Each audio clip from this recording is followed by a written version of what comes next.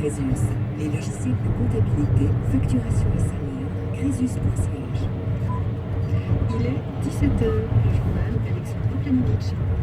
Bonjour à tous. Comment redessiner la place de la Riponne et celle du tunnel? Ces places historiques et controversées vont être réaménagées avec la participation active des habitants. La municipalité de Lausanne lance un programme de consultation populaire pour amener les Lausannois à dire ce qu'ils souhaitent pour ces deux ports du centre-ville et Grenoble. Faut maintenant les étapes de ce chantier en cours. Ils veulent modifier la plaque. Oh là là. Comment ça va devenir alors? À la fois l'histoire des places qui a été imprimée aussi à l'époque.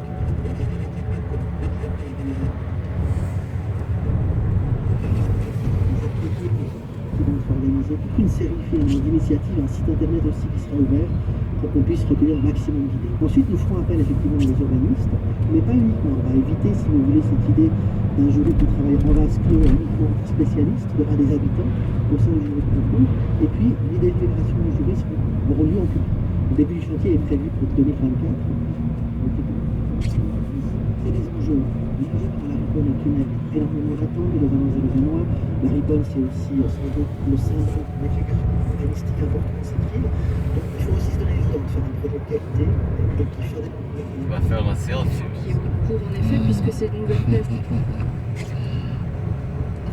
dont le jour qu'en 2026.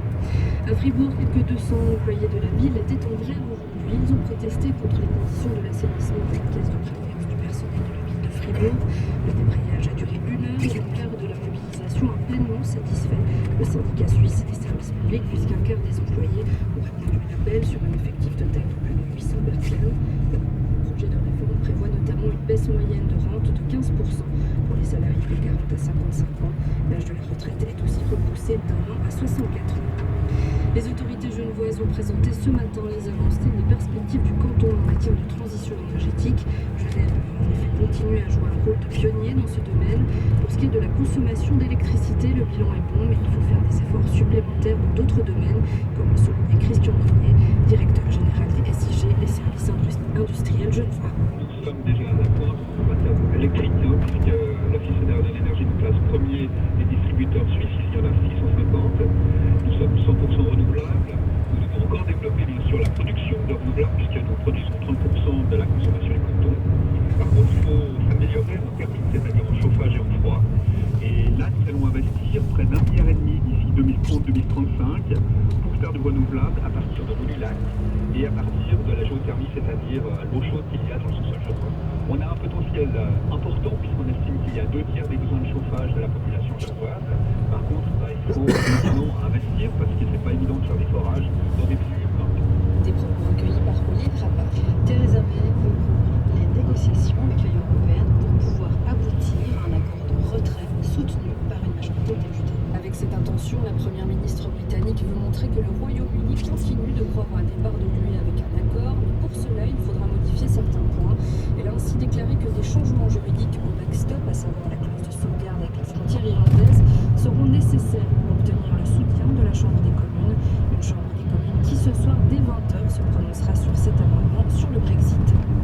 C'est officiel, le président ukrainien Petro Poroshenko va briguer un second mandat lors de la présidentielle du 31 mars. Il a annoncé aujourd'hui en promettant de lancer un processus d'intégration de son pays à l'Union européenne et à l'OTAN. Sa réélection est toutefois loin d'être assurée. Il est devancé dans les derniers sondages par l'ex-première ministre Yulia Tymoshenko et est même talonné par un rival inattendu, un populaire comédien ukrainien. Au Pakistan, la Cour suprême a définitivement entériné l'acquittement d'Asia Bibi tout à l'heure. Cette mère de famille chrétienne qui risquait la peine de mort pour blasphème avait été acquittée le 31 octobre dernier, mais l'avocat du plaignant avait déposé une demande en révision, demande qui a donc été rejetée. Les précisions de notre correspondant dans la région, Emmanuel Derville. C'est sans surprise que la Cour suprême du Pakistan a confirmé l'acquittement d'Asia Bibi en début d'après-midi. Les juges ont rejeté la demande de la partie adverse qui souhaitait que l'affaire soit réexaminée par un panel de juges et d'oulémas.